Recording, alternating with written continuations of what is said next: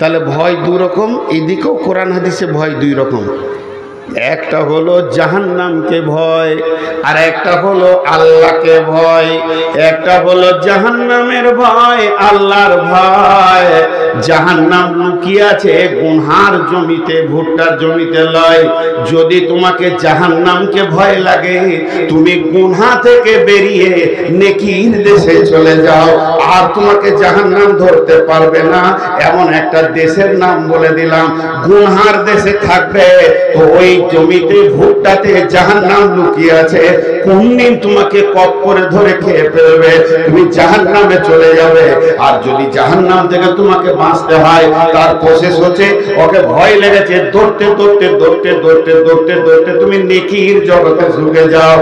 আর যখন আল্লাহকে ভয় লাগবে, পালায়ও না, দৌড়ে এসে মসজিদে ঢুকে গিয়ে সাজদায় পড়ে যাও। তোমার গুনাহ মাফ হবে, তুমি জান্নাত পাবে, আঙ্গুর পাবে, দুনিয়াতে শান্তি পাবে, অভাব মুক্ত হবে, সচ্ছলতা হবে, অসুস্থতা দূর হয়ে গিয়ে সুস্থতা ফিরে আসবে, সব লাভ আর লাভ দেখতে পাবে। লাভ আর লাভ দেখতে পাবে। জি, তাহলে ভয় দুই রকম, তার থেকে বাঁচার রাস্তাও দুই রকম। এবার কে মুত্তাকি? কোরআন কি শুধিলি? কোরআন বলে দেবে। কোরআন কি বলছেন আপনারা আমার সঙ্গে গুনগুন করে পড়বেন, যাদের মুখস্থ আছে আয়াতটা গুনগুন করে পড়বেন। কি হচ্ছে রে বাবা, আমার হুঁশি কম, এখন বুড়িয়ে গেছি তো। কে গল্প করছে? খুব ভালো এখানকার মহিলা, কথা বলেনি, এক এক জায়গায় মেশিন চলা হয়। বাংলাদেশে একটা জালসেদ আমাকে বলছে, হুজুর মহিলা গলাকে চুপ করিয়ে দেন। তা ও আবার হাই স্কুলের মাস্টার নাকি। তো ওকেই জিজ্ঞেস করছি তোমার বিয়ে হয়েছে? বলছে জি। এমন কেন বলছেন আপনি? বলে বিয়ে না হলো জিনিস তো দেখেননি, ওই যে আলাদা মেশিন গো। আমি যাকে বিয়ে করেছি সেই আমার কথা শোনে না, তো লোকের বউ শুনবে? চুপ করাইতে বলছেন। হ্যাঁ, এখনই ফোন করেছি আজকে সকালে, তো মেশিনের মতো বকতে লাগলো আমার বিবি। 5খানা জ্ঞান আমাকেই দিয়ে দিলে। বললাম এখন ফোনটা রাখি, আর লোড নিতে পারছি না। তো সব ঘরেই ওই জিনিস আছে ভাই, ওরা বকছে, তাও এখানে অনেক শান্ত। আমার হাতের দিকে তাকাবেন সবাই, মা বোনেরাও। বিসমিল্লাহির রহমানির রহিম। লাইসাল বিররা আন তুওয়াল্লু উযুহাকুম কিবালাল মাশরিকি ওয়াল মাগরিবি ওয়ালাকিন্নাল বিররা মান আমানা বিল্লাহি ওয়াল ইয়াউমিল আখিরি ওয়াল মালাইকাতি ওয়াল কিতাবি ওয়ান নাবিয়্যিন ওয়া আতাল মালা আলা হুব্বিহি যাবিল কুরবা ওয়াল ইয়াতামা ওয়াল মাসাকিনা ওয়া ইবনাস সাবিলি ওয়াস সাইলিনা ওয়া ফির রিকাব ওয়া আকামাস সালাতা ওয়া আতাজ যাকাতা ওয়াল মুফুনা বিআহদিহিম ইযা আহাদু ওয়াস সাবিরিনা ফিল বাসাই ওয়াদ দারাই ওয়া হিনাল বাস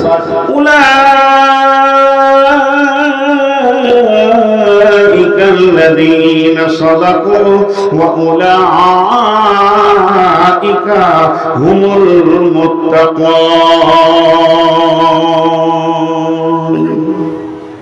আল্লাহ বললেন এটা,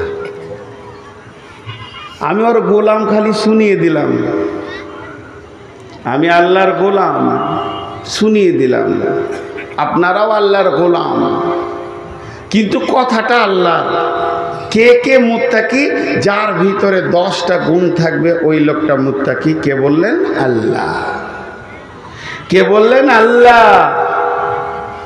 যে লোকটা পৃথিবীতে 10টা গুণে গুণান্বিত হবে, যার ভিতরে 10টা স্বভাব পাওয়া যাবে, যে মেয়েটার ভিতরে 10টা গুণ থাকবে, যে বান্দির ভিতরে 10টা গুণ থাকবে, যে 10টা সেফতে মানে কামেল হয়ে যাবে, আমার আল্লাহ বলছে তোকে যদি গোটা গাঁওয়ালা, গোটা দেশওয়ালা, তোকে যদি গোটা গোষ্ঠী বংশ বলে তুই পাগল, তুই বেঈমান, তুই জাহান্নাম যাবি, এত দূর যদি বলে দেয়, তুই চিন্তা করবি না, আমার হাতে রয়েছে জান্নাত, আমি আল্লাহ তোকে মুত্তাকি বলছি, এ ব্যাপারে তোর কোনো সন্দেহ নাই।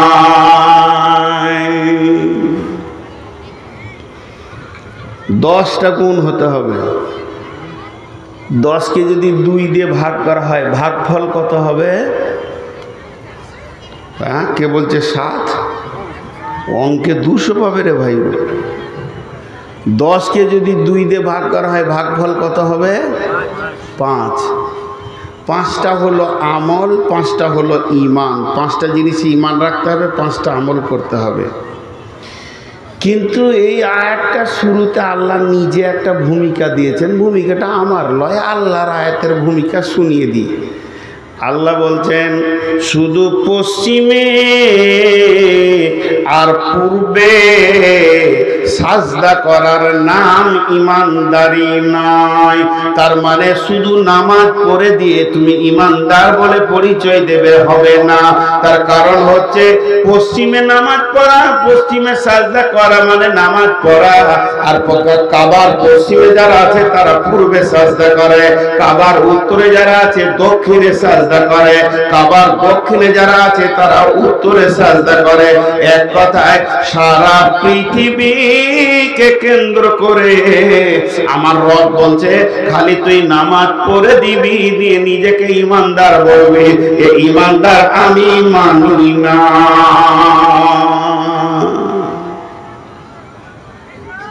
একবারে ইমামের পেছনে দাঁড়ায়, খুব সুন্দর দাঁড়িয়ে এমনি করে হাত মাথার মুখ হিলিয়ে এরকম খুব দোয়া পড়ে, আর গায়ের মধ্যে পাকা চিটার এরকম বেঈমান মাল আছে না নাই? এই এলাকায় নাই মনে হয়। ডেঞ্জারাস মালগুলোর জন্য আল্লাহ বলছেন যে তুই খালি নামাজ পড়ে দিয়ে আমাকে বুঝিয়ে দিবি। এই যুগে মুসলমান বেশি না মুসাল্লি বেশি? জোরে বলেন, মুসলমান বেশি না মুসাল্লি বেশি? আর রসুলের জামানায় মুসাল্লি বেশি ছিল, মুসলমান কম ছিল। লে মজা, এটা যে বুঝে আসছে না। আরে মুনাফেকরাও নামাজ পড়তো, মুনাফেকদের তাহাজ্জুদ বাদ যায়নি। যারা মুনাফেক ছিল রসুলের জামানায় তাদের তাহাজ্জুদ কন্টিনিউ ছিল, বাদ যায়নি। তাহলে মুনাফেকরা ছিল সেই জামানায়, তাহলে মুনাফেকরাও নামাজ পড়েছে। ফাওয়াইলুল লিল মুসাল্লিন, অয়েল জাহান্নামে যাবে নামাজিরা। আল্লাহ রসুল বলছেন মান সাল্লা ইউআরই ফাকাদ আসরাকা, যে লোক দেখানি নামাজ পড়বে সে শিরক করলো। সবটাই নামাজের বিরুদ্ধে চলে গেল। যেটি বেনামাজি বসে আছে বলছে ঠিকই বলছে মৌলভী সাহেব, ওই লেগে তো নামাজ পড়ি না। ওরা রাস্তা পেলে একটা, হাজি ভাই আপনি হাটে থেকে আসছেন, শামসি থেকে, শ্রীপুর থেকে, আর এরকম হাঁড়ি করে দই নিয়ে আসছেন। দই লয় চুন, চুন বুঝেন, চুন আনছেন। আর আপনার বন্ধু বলছে কিরে দই নিয়ে এলি নাকি? ভুল করে কেউ চুনকে দই বলবে, কিন্তু আলকাতরাকে বলবে কেউ দই? বলেন বলবে? তো যে কটা বেনামাজি, যে কটা আলকাতরা মার্কা, ওরা ইমানদারি নাই, এটা আল্লাহ বলতে চাইছেন। নিয়ে আমার আল্লাহ বলছেন ওই নামাজিদের ভিতরে এমন কিছু রয়েছে যারা নামাজ পড়ে নিজেদেরকে ইমানদার বলছে, বাকি বেঈমানি ছাড়ে না। তবে তুমি শুনে নাও, যদি তুমি প্রকৃত ইমানদার হতে চাও, 5টা জিনিসে তোমাকে ঈমান আনতে হবে, আর 5খানা আমল করতে হবে। ঈমান যেগুলোতে আনতে হবে সেটা মান আমানা বিল্লাহি ওয়াল ইয়াউমিল আখিরি ওয়াল ইয়াউমিল আখিরি ওয়াল মালাইকাতি ওয়াল কিতাবি ওয়ান নাবিয়্যিন। পাঁচটা জিনিসের উপরে ঈমান আনো। সেই পাঁচটার মধ্যে এক নম্বর হলো আল্লাহর উপরে ঈমান আনো। আল্লাহ আছেন আর রহমান আর সস্তাওয়া। আমার আল্লাহ তিনি আলিমুন বিযাতিস সুদূর। আমার আল্লাহ আলা কুল্লি শাইইন কাদির। আমার আল্লাহ সমস্ত জিনিস সামিউ বাসির, তিনি দেখেন এবং শুনতে পান। আল্লাহ সম্পর্কে বলতে গিয়ে হাদিসের মধ্যে এসেছে, আঁধার রাত্রিতে, অমাবস্যার রাত্রিতে কালো পাথরের উপরে যদি কালো পিপুলিকা হেঁটে যায়, আমার আল্লাহ তার পায়ের ছাপগুলো দেখতে পান এবং শুনতে পান। আল্লাহ কত সূক্ষ্মদর্শী, তিনি হলেন আমাদের রব। সে আল্লাহ সম্পর্কে কামিল ঈমান আনতে হবে।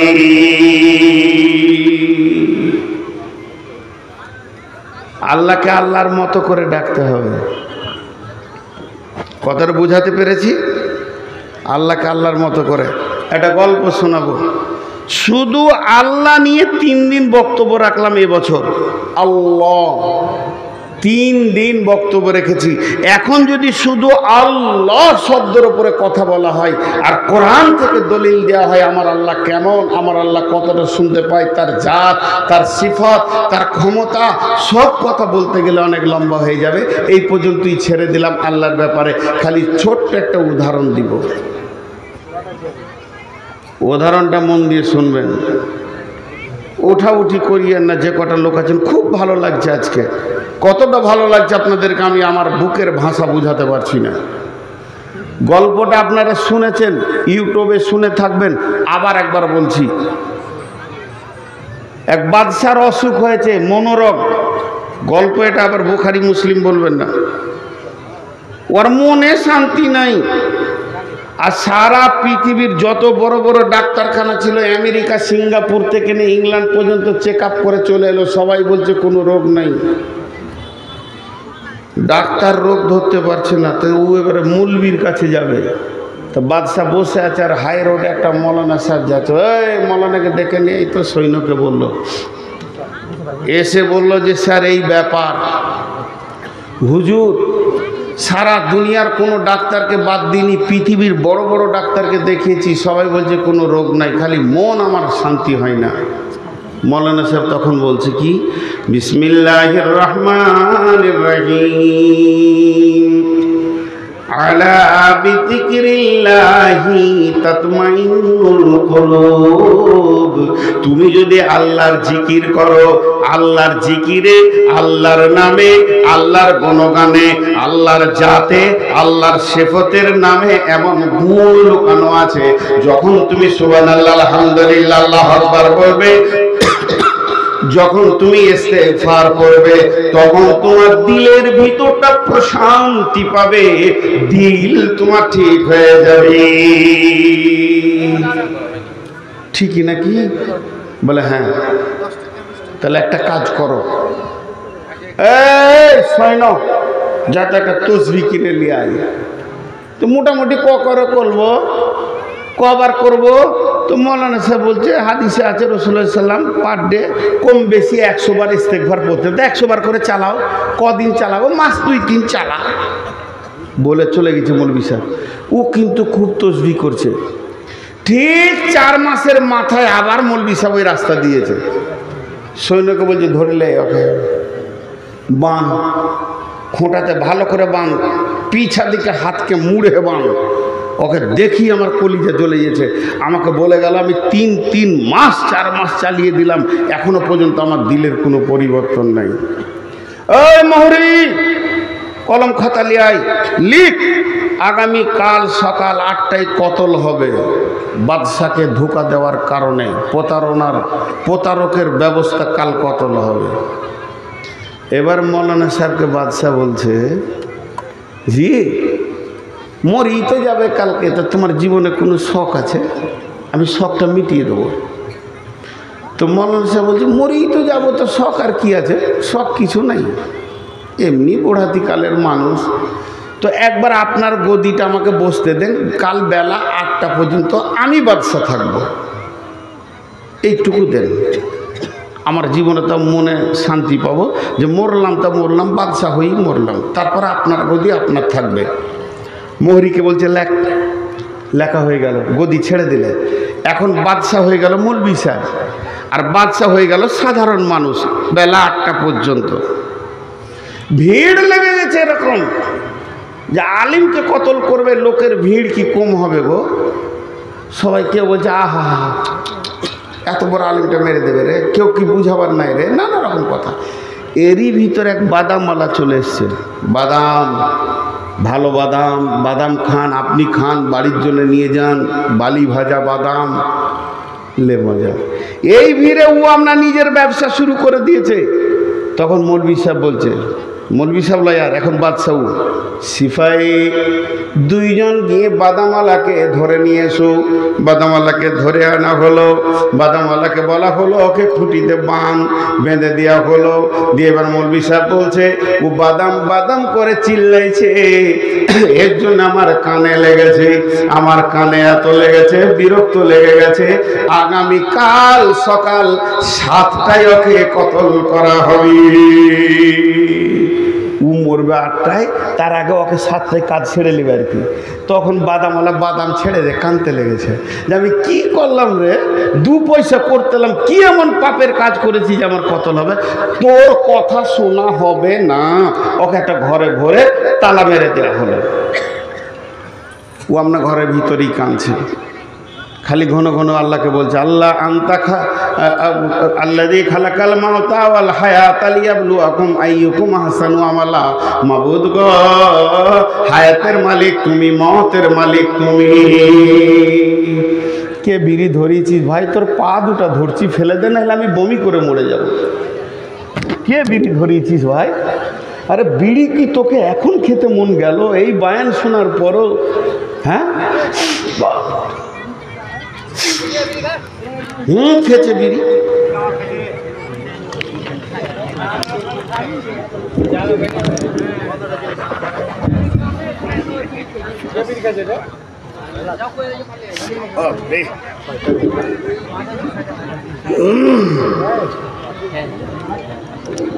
তো বাদামওয়ালা কাঁদছে, বাসু ঘরে তালা মারা কাঁদছে।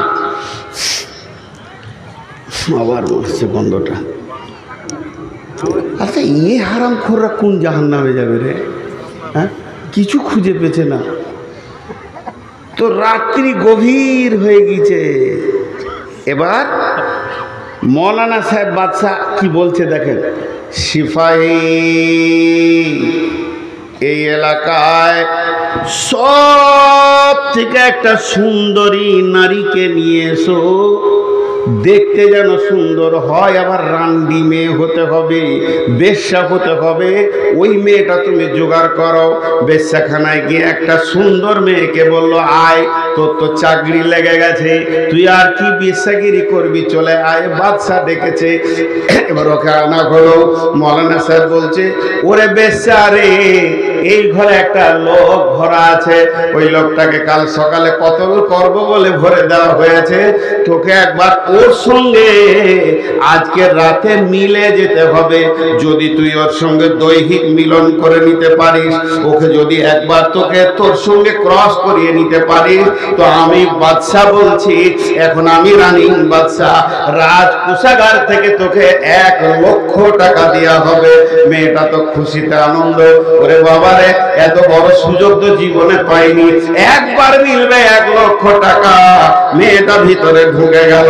ঢুকে যাওয়ার পর শরীরের সমস্ত কাপড় খুলে ফেলে দিয়েছে, কিছুই নাই, নাঙ্গা হয়ে দাঁড়িয়ে আছে, আর ওকে খালি বারবার নিজের দিকে টানছে, তুমি তো মরেই যাবে, চলে যাবে, একবার আমাকে ব্যবহার করে নাও, জীবনের স্বাদটা তুমি মিটিয়ে নাও। কিন্তু না, চোখের পানিতে অঝর নয়নে শুধু কাঁদতে রয়েছে। এমন সময় মৌলভী সাহেব বাদশাকে বলছে, চলেন, এখন তো রাত্রি 1:30-2 হতে চললো, ওরা দুজনে কি করছে একবার দেখি। দরজার ফাঁকে দুইজনে বায়োস্কোপ দেখা করে দেখছে, ছোট করে দেখছে। মেয়েটি যেন বারবার ছলনায় তাকে ডাকছে, আর বাদামওয়ালা অঝর নয়নে কাঁদছে, একবার মেয়েটার দিকে তাকায় না। এই দৃশ্য দৃশ্যটা দেখার পর বাদশা মাওলানার পা দুটা জড়িয়ে ধরে বলছে, হুজুর আমাকে মাফ করে দেবেন, আমি আপনাকে কতলের পরোয়ানা দিয়েছি, ওটা আমি কাগজ ছিঁড়ে ফেলে দিলাম, আপনি আমার চোখকে খুলে দিয়েছেন, বিবেককে খুলে দিয়েছেন। চোখের পানিতে যে আল্লাহকে ডাকতে হয় এটা আমার জানা ছিল না। ওই বাদামওয়ালা যেমন করে আল্লাহকে চোখের পানিতে ডুকরে কাঁদছে, একটা যুবতী সুন্দরী তাকে আকর্ষণ করতে পারছে না। আর আমি যখন আল্লাহকে ডেকেছিলাম এই রকম চোখের পানিতে ডাকিনি, কাজ কারবারের ভিতরে খালি তসবিহটাকে টেনেছি আর কাজ কারবার করেছি। আমি যদি ওই বাদামওয়ালার মতো একবার চোখের পানিতে আল্লাহকে ডাকতাম, আমার আল্লাহ দিলের রোগকে সরিয়ে দিত। সঙ্গে সঙ্গে দরজাটা খুলে মাওলানা বাদামওয়ালার গায়ে হাত দিয়ে বলছে, বন্ধু তোমাকে দিয়ে একটা পরীক্ষা করেছি, কোনো গড়বড় হবে না, তুমি আমাকে মাফ করে দাও, তোমাকে অনেক কষ্ট দিয়েছি, ছেড়ে দিল। অতএব বন্ধুরে আল্লাহ কোরআনে বলছেন, ওমা কাদারুল্লাহ হাক্কা কাদরিহি ওয়াল আরদু জামিআন কাবলাতুহু। কে এমন আছো আল্লাহর হককে, আল্লাহর ইজ্জতকে, আল্লাহর সম্মানকে পরিপূর্ণ দিতে পারবে? উনি যেমন হক আমাদের কাছে রাখে ওই রকম হক কি ওকে কে চোখের পানিতে ডাকতে পারবে বলো? যদি কেউ আল্লাহকে একবার ডাকে, শুধু আমি যদি আপনারা পাঁচজন যদি আমাকে প্রশ্ন করেন একসঙ্গে উত্তর দিতে পারবো না, সিরিয়াল সিরিয়াল সিরিয়াল হয়ে যাবে, ডাক্তারের কাছে যায় সিরিয়াল ধরে চিকিৎসা হয়। ওই রকম যদি আল্লাহ বলতো সিরিয়াল দিয়ে আমাকে ডাক, তুই ডাক, তারপরে তোর বাপ ডাকবে, তারপরে তোর বেটা ডাকবে, তাহলে কখন আমার সিরিয়ালটা লাগতো? আল্লাহ বলছেন, ইসাব্বিহু লিল্লাহি মা ফিস সামাওয়াতি ওয়া মা ফিল আরদিল মালিকিল কুদ্দুসিল আজিজিল হাকীম। সারা পৃথিবীতে যত জীব আছে, যত জোয়ার আছে, সবাই আমাকে ডাকে। এমনকি লাখ লাখ কোটি কোটি পিপুলিকা মাটির ভিতরে যারা আছে ডাকে, আসমানওয়ালা আছে ডাকে, জমিনওয়ালা আছে ডাকে, জঙ্গলওয়ালা ডাকে, সমুদ্রের মাঝে যত প্রাণী আছে ডাকে। শুধু তাই নয়, মানুষের ভিতরে ডাকে, জিনের ভিতরে ডাকে, গরু ছাগল যত প্রাণী আছে ক্ষুদ্র থেকে বৃহৎ পর্যন্ত সবাই আমার তাসবিহ বয়ান করে। শুধু তাই নয়, বাংলায় ডাকে, ইংরেজি ডাকে, উর্দু ডাকে, ফার্সি ডাকে, মালায়ালাম ডাকে, আরবি ডাকে, সমস্ত ভাষা সমস্ত লোক ডাকে।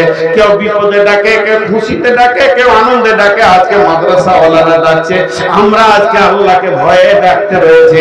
এইভাবে আরো কোথাও জলসা হচ্ছে। আমার রব সবার ডাক একসঙ্গে শুনতে পারেন, আবার ডাকের জবাব দিতে পারেন। তিনি হলেন আলা কুল্লি শাইইন কাদির। শুধু তাই নয়, সকালে ডাক, দুপুরে ডাক, সন্ধ্যায় ডাক, রাত্রি ডাক, রাত্রি 12টায় ডাক, 1টায় ডাক। আমি আল্লাহ বিজি নাই।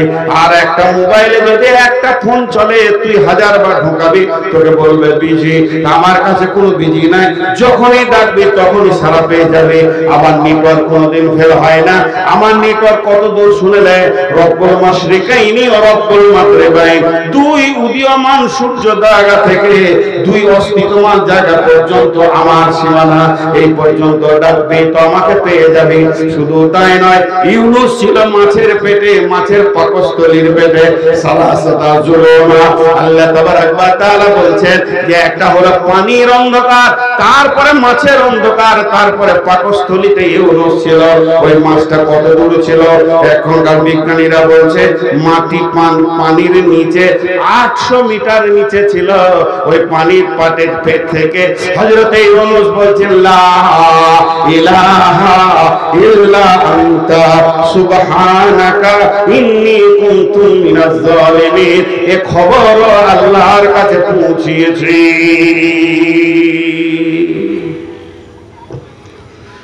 বিস্তারিত শুধু আল্লাহর পরিচয় দিতে গেলে পাগলা হয়ে যাবে মাথাটা। রাত্রি 12টায় জালসা শেষ হবে, বাড়িতে গিয়ে দেখবেন মা ঘুমিয়ে আছে, খালি মশারিটা তুলে বলবেন, মা মারবে কালে চর, ক্লান্ত হয়ে ঘুমাচ্ছি তো মা।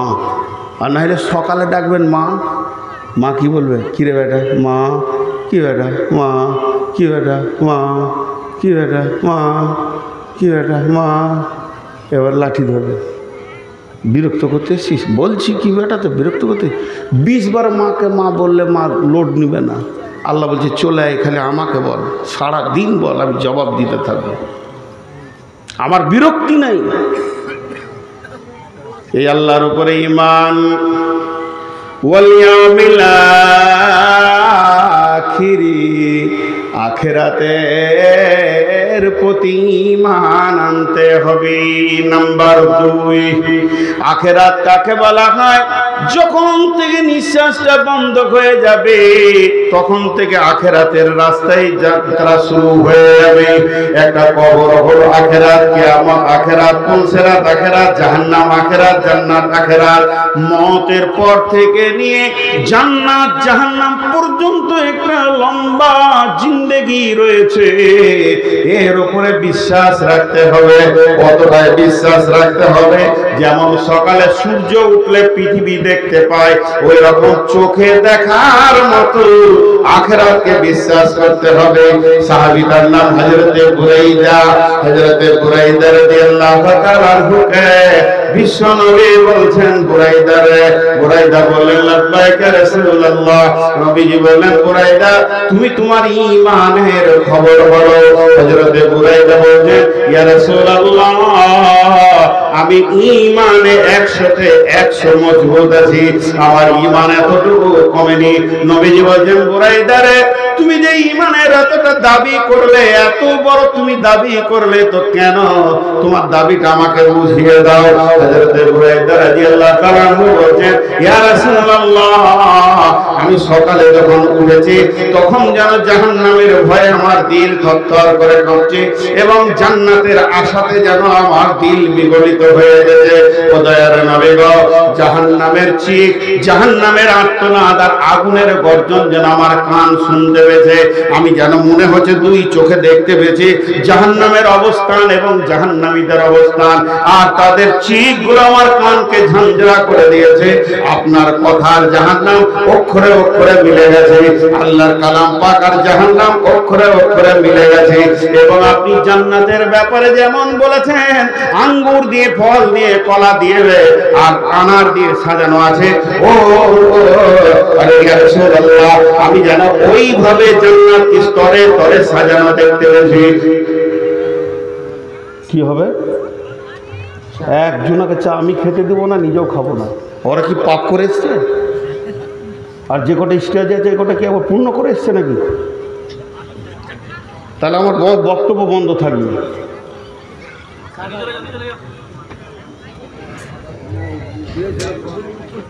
এখানে চা খাবে আর জাহান্নামের বাইন চলছে, আমি এগুলো নিতে পারি না, এই জন্য আমাকেও কেউ নেয় না।